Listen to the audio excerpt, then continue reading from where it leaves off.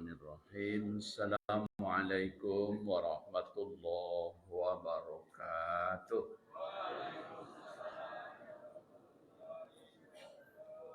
Alhamdulillahirabbil alamin. Wa bihi nasta'inu ala umurid dunya waddin. Wassalatu wassalamu ala asrafil anbiya'i wal mursalin wa ala alihi wa ashabihi ajma'in. Allah Ta'ala fil Qur'anil Karim. A'udzu billahi minasy syaithanir rajim. Bismillahirrahmanirrahim. Wan nafsi wa ma sawwaha fa alhamaha fujuraha wa taqwaha. Qad aflaha man zakkaha wa qad khaba man dassaha. Qala Rasulullah sallallahu alaihi wasallam, sumu tasihu. Bapak dan Ibu jamaah subuh yang dimuliakan, anak-anak kami peserta pesantren Ramadan yang kami sayangi. Alhamdulillah, syukur dan puji kepada Allah, salawat dan salam pada Rasulullah sallallahu alaihi wasallam. Topik atau judul kuliah subuh kita, sehat bersama Ramadan. Sehat bersama Ramadan. Bahwa surat As-Samsi ayat 9-10 tadi dan hadis Nabi, jiwa manusia, Bu, jiwa sehat bersama Ramadan judulnya. Bahwa jiwa manusia tidak selalu baik. Jiwa, pikiran, perasaan tidak selalu baik. Demi jiwa manusia yang kadangkala turun kepadanya ilham menjadi baik dia.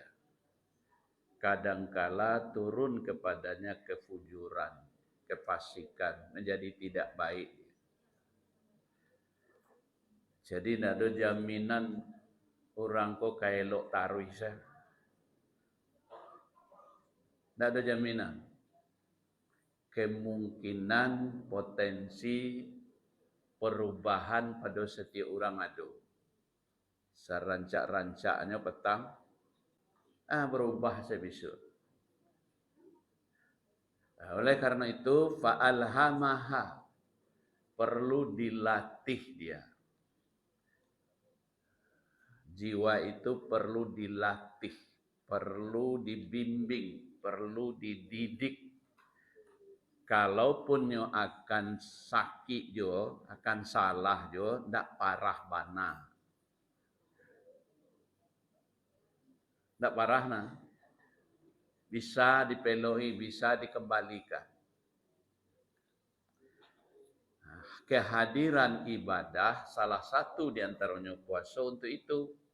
Berpuasalah kamu agar kamu sehat. Berpuasalah agar sehat. Khusus pagi ini kajian kita sehat yang terkait dengan jiwa. Walaupun menurut Badan Kesehatan Dunia, sehat itu sampai alat ukurnya. Sehat secara fisik, sehat secara jiwa, sehat hubungan sosial, dan sehat spiritual, rohani. Sampai sehat ya, sehat fisik, sehat perasaan, sehat hubungan sosial di orang lain, dan sehat rohani. Nah, ini kajiwa sehat rohani saja. Dan sehat lain itu untuk kesehatan biar dokter. Bahwa kehadiran bulan puasa, la'allakum tattaqun, kehadiran ibadah sholat diperintahkan sholat, bahkan diperintahkan zakat pun untuk itu. Apa kata Al-Quran? Khus, kamu diperintahkan bayar zakat agar tuzakkihihim wa tutahhirihim, agar jiwamu menjadi bersih, hartamu menjadi suci. Haji pun begitu. Jadi kesimpulannya, salah satu dari fungsi ibadah itu mengembalikan manusia dari keadaan yang tidak baik menjadi baik. Mengembalikan jiwa manusia yang kacau menjadi tentram. Hari kini yang awak adoi orang-orang kacau saya. Awak aroan ninyo magi contoh ke awak aku mengacauan awak. Banyak kepiang mengadi cali-calian ke orang. Itu bermasalah, itu namanya ya wayam naunal. Apa dalam surah itu surah ayat allazi yuraun. Terbukti gini babayur ya aku kiranya berhenti kawannya di pegawai. Jadi no. Namanya polisi nang kena tangkok de ibu ria pamer namanya. Baru tahu kini ayat itu benar rupanya kan. Fleksi. Bu. Masalah apa nanya aja ria-ria lah. Cuma ria aku nak terjemahkan secara jaleh tangga rupanya terbukti gini gara-gara ria awaranti jadi pegawai. Ambo nanggalak macam itu nanti pikir ambo hebat Al-Quran. Kau patut dilarang di Al-Quran. Sebab banyak orang yang susah lah. Itu bahagian dari penyakit jiwa itu. Apa lagi? Pamer yang dilarang. Apa dalam petang beberapa waktu yang lalu mau ngaji di Masjid Raya. Wailun likulli engkau dicela oleh Al-Quran, bukan dicela, dikritik secara keras semuanya. Terkutuklah neraka welah bagi orang nan pengupat dan pengunjing. Kini pengupat pengunjing itu bazir namanya Pak. Allazi jama'a malau wa'dada. Orang yang menghina, memandang enteng orang lain, merusak kebaikan dengan tujuan untuk mendapatkan harta. Bazir, aduh kini. Kini awak tahu kira nalah dia sabui Al-Quran kau ada sadui gini. Kalau disebut oligarki ada Karun. Disabui kini rezim ada Firaun. Jadi sampel yang terjadi hari kini, model-model yang terjadi hari kini lah ada sebelumnya. Nah, balik pangga. Apa bentuk ada 3 jenis kesehatan jiwa, kesehatan jiwa yang bisa diselesaikan, dikembalikan, diterapi melalui ibadah. Yang pertama, kesehatan yang terkait dengan level 1. Penyakit jiwa dan levelnya masih level 1. Fi qulubihim maradun fazadahumullahu maradan walahum azabun azim. Jiwa yang tidak stabil, yang sakit, yang menyimpang dari semestinya. Yang dikatakan sakit kok berubah dari semestinya. Semestinya mendapat kepeng awak babu bersyukur. Kau pegawai bertambah kajian, bertambah kau tambahkan ayat lebih tinggi. Lah dapet no mangkoeboh itu bagian dari penyakit jiwa, bagian dari orang yang bermasalah jiwanya. Lah hado lo mangko batangkah sabalunado kurakur dulu katikolah ga ado mulai boh karena nan siko nio ingkin nang siko nio kamai. Nah, boh jadi. Itu bagian dari gejala jiwa. Nah, obatnya melalui Ramadan, melalui kesadaran agama, terjadi stabiliser.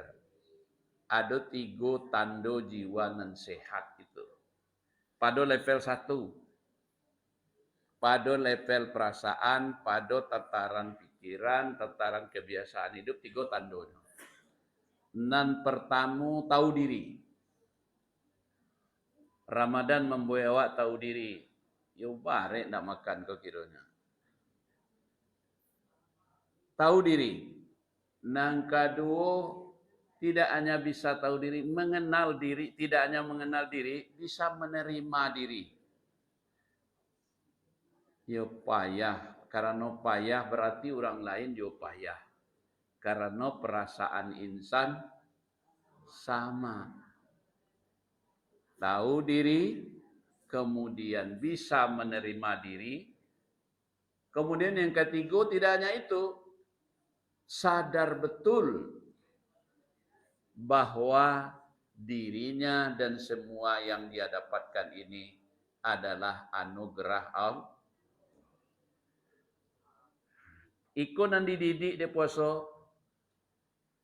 membuat orang tahu diri, membuat orang bisa menerima diri, tahu dengan siapa dirinya, kemudian menerima keadaan yang terjadi. Orang rupanya kalau lah seragam sadonya, sulit awak keluar dari sistem.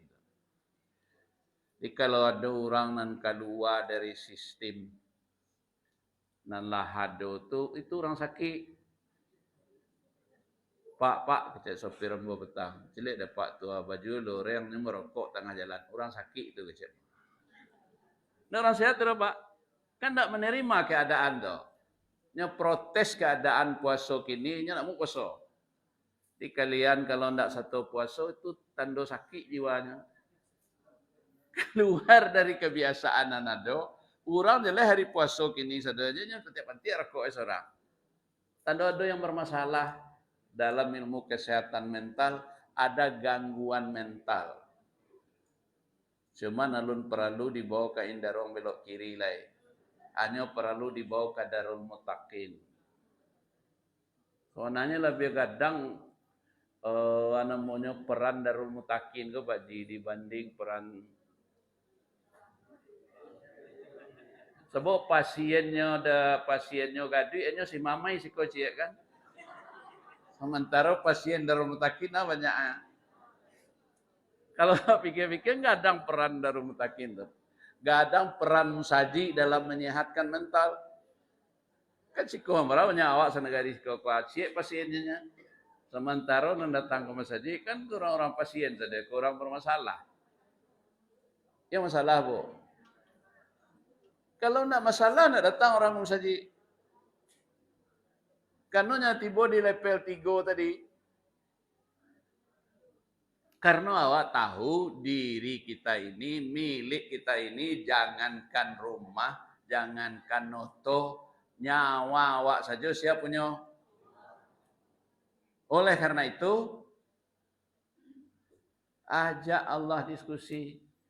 Masa punya orang dipakai dia awak nak tahu saja orang tu.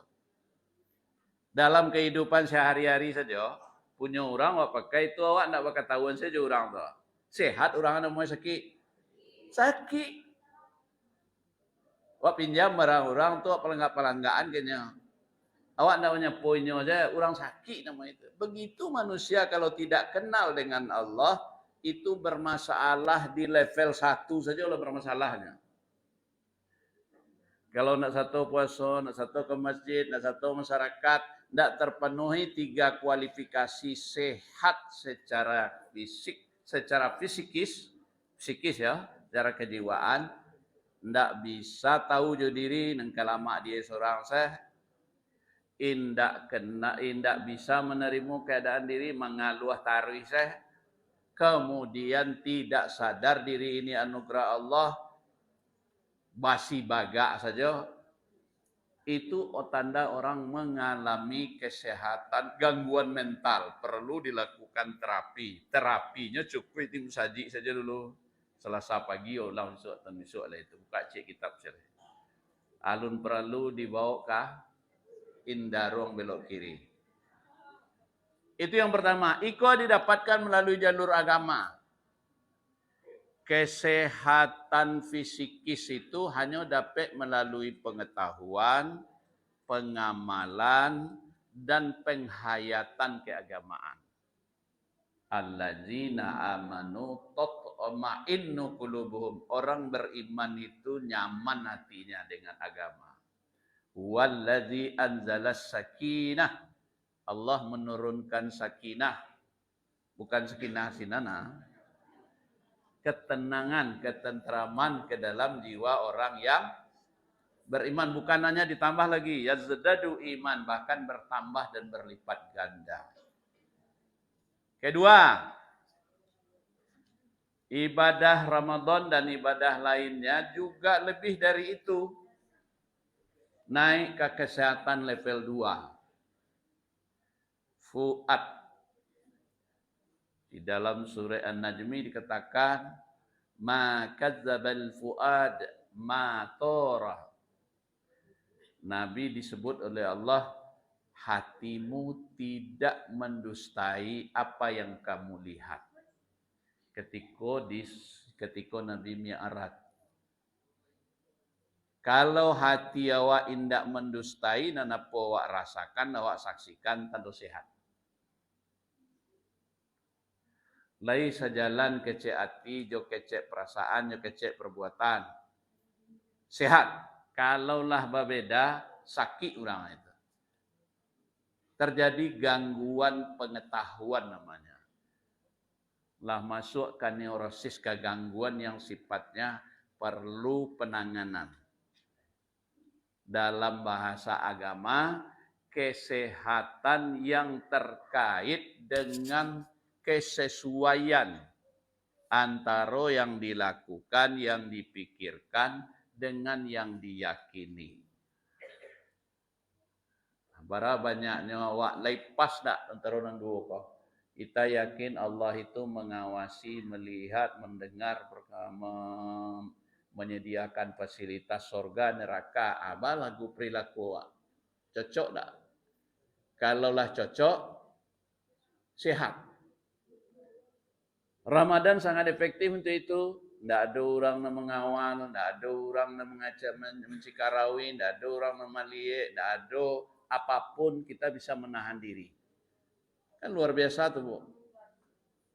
Ini anak-anak yang mulai belajar puasa, kalau orang mau cilu, mudah saja kan?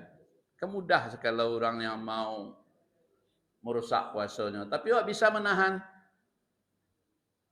Alhamdulillah. Yang kedua, yang dikatakan sehat kedua itu sehat pengetahuan sejatinya, ma'rifatnya. Sesuai antara segala sesuatu yang dipikirkan, dirasakan dengan apa yang dia lakukan. Sebabnya semakin banyak timpang kok akan semakin bermasalah. Nan dikecewakan lain, nan dipercayai lain, nan dilakukan lain, kok akan banyak gangguan-gangguan setelah itu. Orang kalau sekali berdutonya harus menutupi dua duto. Dua duto harus tutupi empat duto. Empat duto harus tutupi 8 dutonya, sekali 2 kali lipat taruh. Dampaknya orang tidak pernah nyaman. Itu jadinya. Maka sehebat-hebat dalam bahasa awak, sepandai-pandai menyimpan nan busuk, babaujo itu sebenarnya isinya. Karena lah ada gangguan di dalam. Dan hebatnya dalam kasus-kasus besar yang diungkap oleh kejahatan misalnya, itu selalu saja ada yang menunjukkan. Yang ketiga, kalau bisa sampai sehat di sehat tertinggi. Di sehat paling rendah itu sehat perasaan, pikiran, nah dengan 3 ukuran tadi. Yang kedua, sehat dari sisi kesesuaian. Lebih kepada akal sehat, akal jernih atau makrifat. Yang ketiga, sehat dari segi nurani. Sehat nurani, sehat syir. Sehat hubungan batin dengan Allah, hubungan batin dengan orang, hubungan batin dengan keadaan yang dialami setiap hari. Betapa banyaknya yang awak alami tiap hari, kalau awak tidak sehatnya protes. Misalnya, ketika awak menghadapi satu nan tidak awak sukoi, kalau tidak ada nan menanti di dalam, tidak ada namanya si sabar di dalam, kau protes ke bah, kau dan terpe orang lain kau tidak. Kau lah peran agama. Ketika awak dapat nikmat, kalau iko indah ada si syukur di nurani awak, inyo lupa. Itu pentingnya pembiasaan ibadah. Ketika ada sesuatu yang mengecewakan, musibah, kalau indah ada di dalamnya si sabar, di nurani awak ada si sabar, anan tersabui dulu, nan spontan lahir. Pasti keluhan yang berkelebihan. Tapi dek karena ada si sabar, tahannya. Dan seterusnya. Jadi artinya, kau kaji kau gak tinggi, kau jodoh.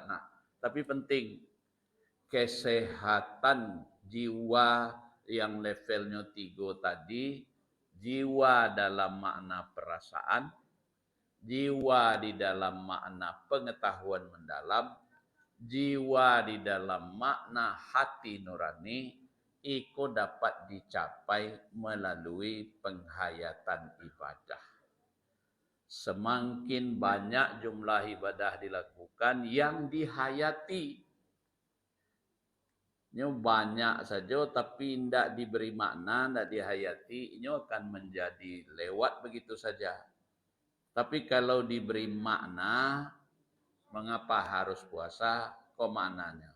Mengapa harus iko, kok maknanya? Itu akan memberikan efek.